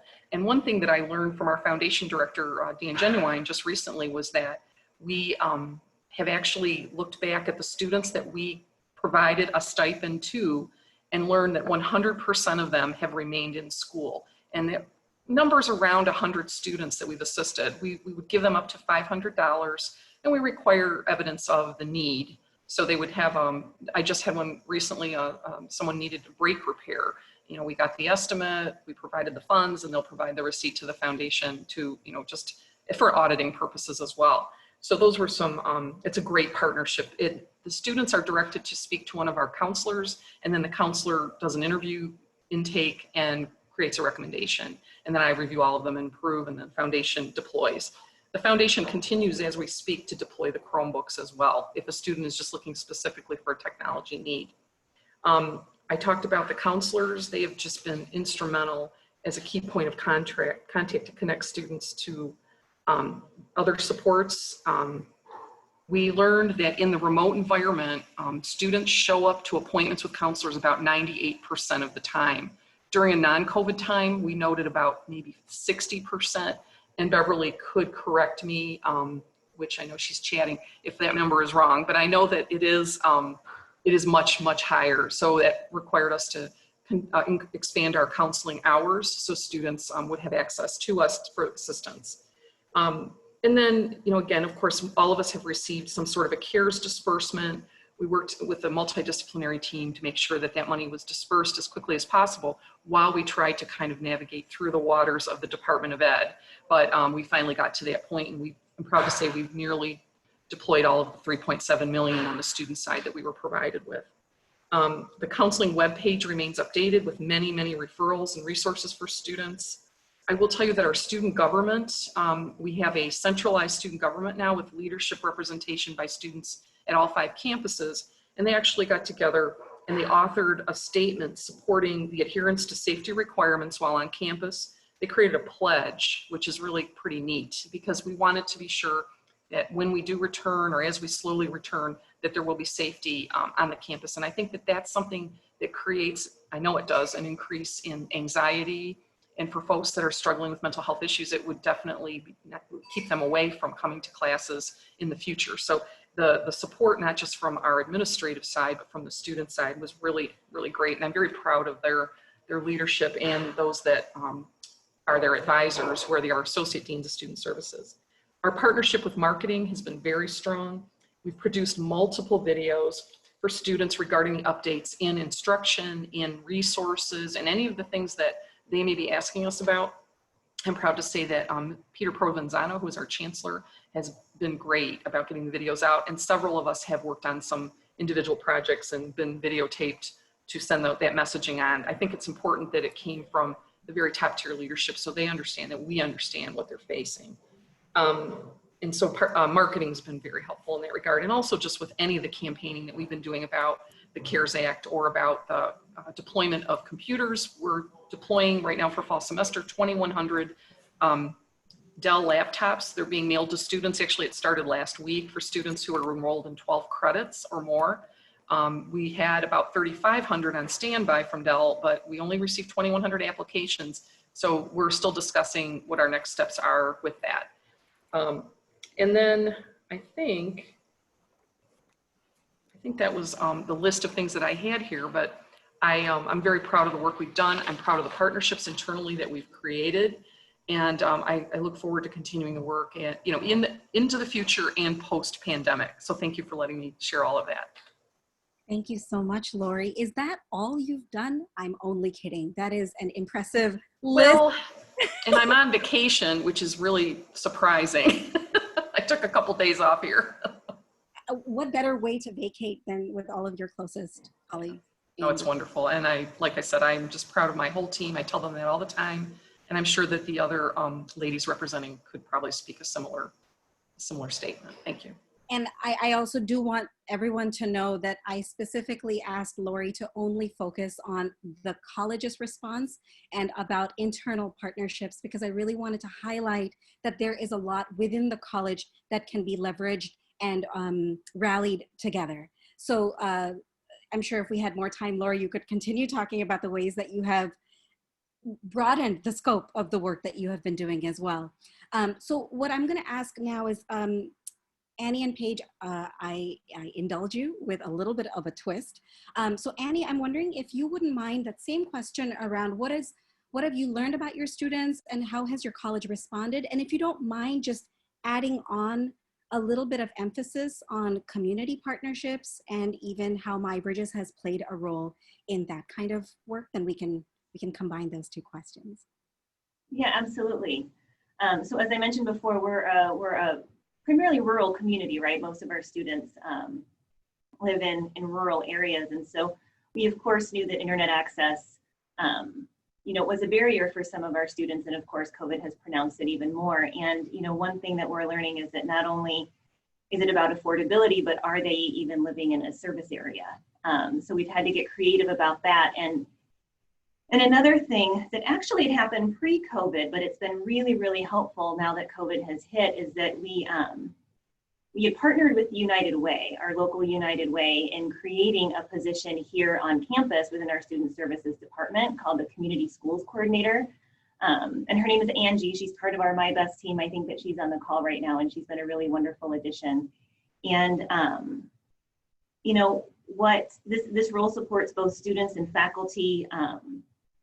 It's partially funded by the United Way and our external partners. So one of the things that's been really wonderful is that it frees up more funding for us to spend on student needs, which has been incredibly helpful.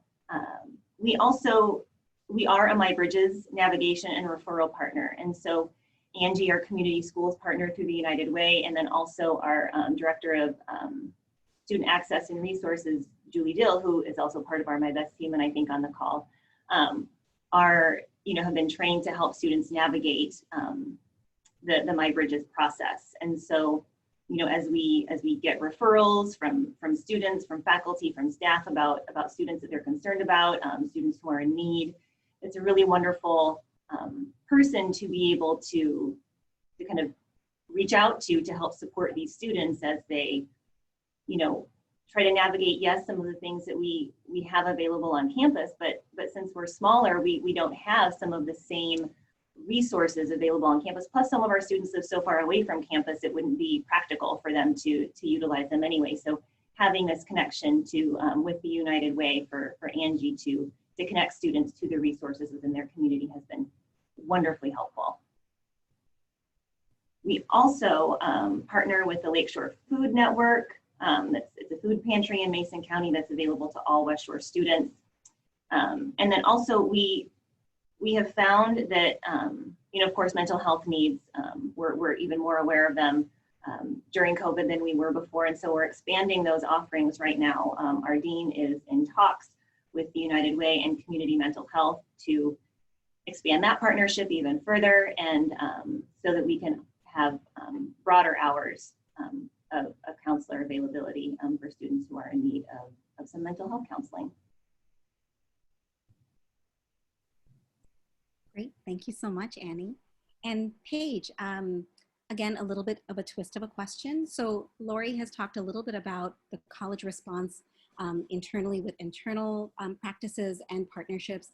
Annie's talking a little bit about looking outside of the institution and thinking about how to build capacity by leveraging partnerships and really continuing to nurture and sustain those relationships. I'd love for you to talk a little bit about the same question around what have you learned about your students and how has your college responded? But I think one thing that struck me in our prep call was just how you were talking about My Best and the notion of supporting broader student needs in relation to other institutional efforts. One thing I will note that I may have said early is we talk about these as if they're non-academic needs. And I would argue that maybe they're non-curricular needs, but they're certainly incredibly important and central to the ability of a student to show up to class, show up for their term, and continue to make the progress that they're dreaming to make when they're at the institution. So Paige, if you wouldn't mind talking a little bit about how you are contextualizing the My Best related work in the other work that your institution is prioritizing as well. Sure, thanks, Priya. So I would say before COVID, we were intentionally taking some structures and putting it under a larger umbrella, the Guided Pathways umbrella. So we're doing a number of different state initiatives as well as some a couple of national initiatives. And we didn't want the work to be seen as separate projects that has a distinct beginning and a distinct end, and really feed into the flavor of the month mentality, and really trying to frame it in the sense of this is the ongoing work that the college is going to do to decide how we're going to serve and respond to our students, and shifting to a holistic type manner. And so under that umbrella of guided pathways, we've started to organize ourselves around various pathways, identify them, create teams, and as we move forward, looking at case management within advising counseling, but really intentionally creating connections across the college. So breaking down the usual, oh, that's that department's job, or that's that person's job. At the end of the day, they're all our students, and our students shouldn't have to see our org chart to be able to navigate the system or get the help they need. And so we're in that transformation process now. So we have intentionally embedded some of these initiatives like MyBest into the larger framework. And so sometimes we'll mention it by name, and sometimes it's just the normal work that we're doing and how we're moving the needle forward, because it is who we are and who we're becoming as an institution. So COVID has joined the experience, and what it has done for us, I think, is to help shine a spotlight on some of those equity concerns and gaps that we had been talking about and been taking little stepwise approaches to, and discerning, and a number of things that we have been planning to do or have been wanting to do, and never fully got to it. And overnight we had to respond quickly, as every other institution on this call. So from that, not only did it shine some spotlight on issues we knew about, but it magnified it, particularly the technology piece and how we can respond, the complexity of childcare, as well as heightened food insecurity and what do you do during these times. And not only just the technology, but then access to Wi-Fi as well. So it's helped us to respond quicker on things that we've just been taking some time with. So it's helped us as an institution to see that we can act a little bit more quickly. And hopefully we can take some of those lessons into the post-COVID world and how we operate. But also it's given us the opportunity to have to talk more across the college about different things. So one of the things that was a nice byproduct of this is with the CARES Act funds for our students. We worked with our bookstore. We still own and operate our own bookstore. And at this point, we had not had a technology package. We didn't sell a laptop or webcams or things like that really through the bookstore. We have been talking about it. It would be nice. We'd like to do it. But now, guess what? We have worked with the bookstore, instruction, IT, procurement, as well as financial aid, and our life resources. And Cody's on here, so feel free, Cody, to speak up or put something in the chat. And we were really able to take a look at what is not only the minimum requirements needed, but what are some requirements in that computer package that if a student was with us for the next 2 to 3 years, realistically, then it's still a good computer that can support, you know, our general classes, as well as could our CARES Act fund, the amount that we're giving, support that. And so there was a lot of back and forth, and originally we're looking at a $500 allotment of the Student CARES Act, and we've increased that to $700 to cover the cost when we figured out that computer package. So that's just an example of some of that interconnected collaboration that we've been working toward, and we've got to really practice that here in the COVID world. I would also like to point out that supporting our faculty through this has been really important, because as they are trying to change that instructional method and provide the quality education, our Faculty Success Center really stepped up with the amount of support, the amount of training, how they're connecting through videos, as well as Skype calls. And that has been really integral into supporting the students in the long run, and still having the familiar faces that they can reach out to, such as Cody. I've probably every faculty member on campus, if they know that a student needs something, 9 out of 10 times the first call they make is Cody, because they know she knows where to go. And so still having that connection and making sure that we're expanding that. So then back to Priya, your original piece, that structure. So there have been some leadership shifts at the college, which has opened up the opportunity for us to really think about how we're setting up the leadership of the different components of that are under that umbrella of guided pathways. And so now we'll be stepping in. Cody and one of her colleagues, Lewis Thomas, will be stepping up as co-leads for My Best, and we have a couple of other co-leads stepping up in other areas. And really what the plan is, and the idea behind it, is to create a structure from day one that a single person could step away from and the structure still remains. So you don't have a single point of failure at any point across the organization. Now, can that happen overnight? No, but that is what we're working towards. So not only integrating what we're doing in the holistic approach of how we want to transform ourselves to serve our students, but creating the structures of the structures remain, and down the road they're not people dependent, so that we can use those skill sets for those individuals in new projects and new ways to expand the college and how we serve students. Great, thank you so much, Paige. Thank you. And I want to kind of round the corner and have Precious share a little bit about the experiences that you've had working with colleges over these last few months. To support what Lori and Annie and Paige have shared, what else have you noticed colleges prioritizing or learning about their students that that might give kind of a more holistic and kind of round out the picture that we have right now? Yes, so I had the pleasure of talking with a college who's using ALICE data, and this college has introduced the ALICE data to their faculty so that their faculty members can have a better understanding of the needs of their community. And so based on the information that they pull from the ALICE data, they understand their students, but then have been able to specify resources that would be helpful for their students in their syllabi based on the information that they know is available from ALICE. So for example, if food insecurity is a high need for their particular community, they're more inclined to add food or community-based organizations that can meet the need of food insecurity on their syllabi, so students are at the ready, have that information when they need it. I also spoke with some colleges who have LPCs who are intaking the information when a student has a mental health need.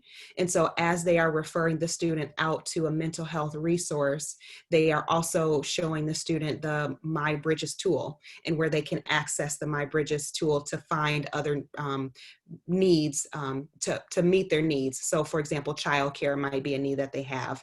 And so yes, the student is getting their mental health need met, but they're also seeing, hey, I can access information about providers in my area that might be able to help me with my child, for example. So those are two of the ways that I know specifically that institutions are using the resources available to them through My Best. That's great. That kind of bundled servicing is so critical, because students, the very students who need the greatest amount of support, sometimes may not be aware of how to even approach them. So for us, being proactive and identifying other relevant needs based on what they're sharing with us, I think it can go a long, long way. Yeah, there was even another college who shared that their food pantry is something that is actively used. Mm-hmm. So they will clip on the food bags, for example, a list of resources that the student can access. So it takes the onus off of the student to have to say, hey, I might be struggling in this area, and it just provides it to them. So it's less invasive for the student and the staff member, because for some that might be a challenging conversation to have. So it's just readily available, and it's a part of their process, like Paige was speaking to. It's a part of the structure. On that note, what I've also been hearing from colleges is around how to have the online resources. For example, Lori, you shared the one from Oakland, how to have the resources embedded in the, say you're using Canvas as your learning management tool, than actually having all of the resources available. Because I think the question we're asking ourselves is, how do we provide just-in-time support? And without overwhelming ourselves about what that would mean for every single student, it's about how to create meaningful shortcuts that connect students to more than just what they might be looking for. We have a couple of minutes. I invite anyone who has been listening to unmute yourself. I know it is a great dangerous ask. Feel free to unmute yourself and share if you have a question or if you'd like to share something that your college has been doing in relation to the work that we've been discussing. You're also welcome to put it in the chat. And Precious, I don't know if you want to add to it, but what is happening after this panel discussion is an opportunity for you with your colleagues to be able to process what you have heard through what Erica has shared through the VFA, what you've heard with all of these panelists, and how to reflect on it in light of what you're already doing at your institutions and what might work moving forward. But any questions, thoughts, feelings?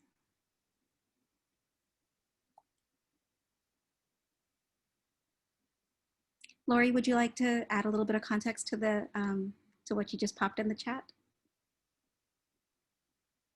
Sure. The counselors, as I mentioned, and like I said, Dean Stanborough's on the call, and she wants to jump in and talk about that a little bit. We're trying to, and I know that many of you probably use maybe some types of software. Ellucian Advise is one that comes to mind. There's others that will allow for automated early alert, but we have kind of a manual process right now, but I do know that our faculty are becoming more acquainted with alerting counseling to students that they may believe are at risk for whatever reason it may be, not just academically. So it is nice that we've got that conduit of communication to assure that students can be directed accurately for help if needed. So that's just what I was referring to there. I'd love to see it more automated in the future.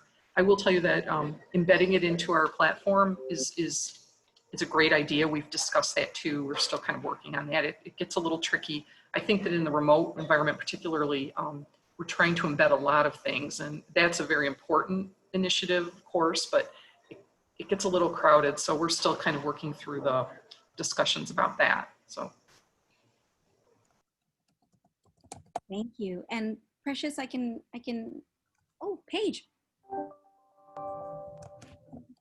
Paige, do you want to just share a little bit of context behind what you just put in the chat? Oh, sure. Sorry. It's just one of the partnerships that I was thinking about here is our library services, really proactively wanting to be a part of that rethinking of how we're supporting students and recognizing that it was a great aha moment when they started to really expand and talk about the types of questions that they receive at the reference desk. And the reality is they're getting all sorts of questions, including, please help me with the research paper.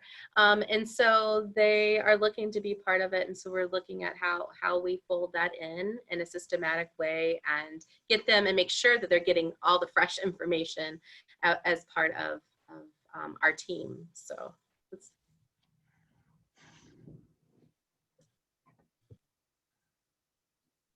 So Russ has a quick question about many students who are most in need are least likely to ask for the services. What do you do to get these students to participate more? So maybe if you have any quick thoughts about ways to build student engagement and comfort and accessibility around accessing services. Hi, this is Beverly Stambro. Hello, everyone. It's good to see you. Just to add on to some of the work, when we talk about the academic support as well as some self-directed, we partner with an organization called Innovative Educators. And within Innovative Educators, that's where our mandatory online orientation, our mandatory English placement is housed, and it's real time so that students can get through the process in a transparent way. But along those lines, they also have what they call resources called Student Lingo, which are pretty self-directed because sometimes students don't know what they don't know. And then when they see resources that provide for them, and looking at the analytics lately, especially in this COVID environment, we have seen an increase, I have seen an increase in those videos. They're little small vignettes, videos that assist students with recognizing if they're experiencing challenges in online learning, if they are experiencing ways to create a balance, if they are unfamiliar with how financial aid works. And so the first point of contact is that mandatory online orientation, but then we have over 42 little resources that has been significantly an increase in participation that students, because they may or may not feel comfortable in having this conversation. It's allowing them to educate themselves of how to be successful as a college student, how to take advantage of some of the resources that are available, how to understand how they learn best. And in that piece, I believe some of those resources that we have provided for students has assist with them being successful, along with resources that we don't have control over, like the ones we're working with MyBest. So that has been a piece at OCC that has been very effective for our students, and they're able to self-direct themselves to those, so that they could be a little bit more successful in their coursework. Thank you so much for sharing that context, Beverly. That makes such a great deal of sense. I'd like to invite Annie and then Paige to have any final thoughts to that question, and then I can turn it over to Precious. Hi, yeah, is this the question about the students asking for services, yes? Mm-hmm. Yes. So I was just typing up my response in the chat, so this is wonderful. I'm well prepared. Our student government has been really instrumental in helping communicate to us and upper level administration about what students need and what they're hearing and what they're not aware of. And so keeping that conversation open, and then they've been using their platform to communicate with as much of the student body as they're connected to about some of these services that are available. They've been really instrumental in expanding our mental health offerings. We also have a new online orientation, which these support services are highlighted in. We're still looking to continue revamping that and publicizing, I guess, and emphasizing, how easily accessible those resources are, who they can talk to. And then, I also work pretty closely with our first year seminar programs. And so, working with our instructors who teach those classes, I teach a section myself, and really making sure that those students in their first semester, or we even teach it to some high school students before they're on our campus, and really helping them understand, taking them when we can, not in COVID times, actually physically walking them to these spaces, introducing them to the personnel, or bringing those people into their classrooms, so they could see these spaces and understand, what they might go and ask for help for. So it's, taking some of the fear out of it, and the stigma out of it as much as possible. You're in a way like humanizing the support instead of it being so unfamiliar and separate. Exactly. And one of the things that we want students to understand is that, particularly in high school, there's kind of that stigma around asking for help, like the smart students don't ask for help, which, what we know is that the students who are most successful in college are the ones who are asking for help. They're going and talking to their professors. They're, coming in and speaking with academic advisors, coming into student services, scheduling appointments, going to the writing center, the tutoring center. And so having to help students transition in their thought processes about that it's a big part of what we're trying to do here. and we're somewhat successful. Of course, we would like to get more so. Of course, ever. Just one quick thing to add. Yeah. Annie, your comments reminded me about one of our sessions last week with the MCSS Summit. Anthony Abraham Jack talked about a lot of our spaces are using language that our students are not familiar with. And so for some of our spaces, students might not know that it's an environment in which they can bring about some of these concerns, like office hours. There was an individual who participated in the summit who said they don't call it office hours in their syllabi, they call it your hours or student hours. So students know that this is your time to share whatever it is that you need to with me. And even though I am your faculty member, I can also be a liaison to you, as you might have some needs that need to broach the community. And so that could be another strategy for us to think about, like what language are we using, and is that language user friendly for our students who might not be familiar with higher ed systems? Right. Besides what I put in the chat for the kind of overall marketing piece of things, I'd really like to highlight some of our what I would consider and call grassroots connections through some of our programs, such as our Kalamazoo Promise connection, our KVAP, Kalamazoo Valley Accelerated Associates program, our brother to brother, sister to sister life resources and student life. And so those programs are designed to make connections with students.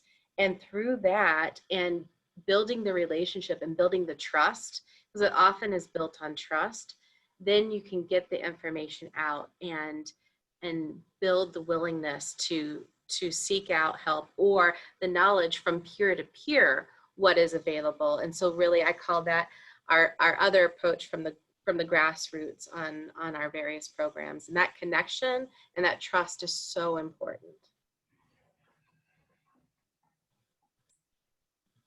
Thank you so much, Paige. And thank all four of you for sharing highlights, I would say, from the experiences of your students and your colleagues in your college over the last few months.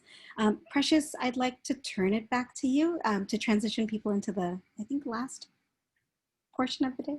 Yes, everyone, home stretch. And I appreciate you all for hanging in there with us. We are going to go into our team huddle time, which gives everyone an opportunity to connect with all the individuals on your My Best team. I understand that some of you have had the opportunity to huddle together and strategize, but some of you are looking for an opportunity to reconvene as a group. And so this would be your opportunity to do that. Erica is going to support us all in getting into the correct breakout room. But in order for this to be successful, we are going to need everyone to make sure that they have changed their name. So for example, my name would be Precious Miller, MCCA. Whatever your institution is, make sure that that is a part of your name. So rename yourself at this time. And then Erica will break you up into your room. Once you are in your room, there are some questions here that might be able to guide some of your conversations as you strategize on where to take My Best next. And like Paige was mentioning, incorporating structures that weave in strategies that are going to be helpful for students at the right time without having to think about it. So that will hopefully get you guys talking in your conversations. I see there are some questions in the chat, so I'm just pulling that up to make sure I'm not missing anything before Erica sends us all on.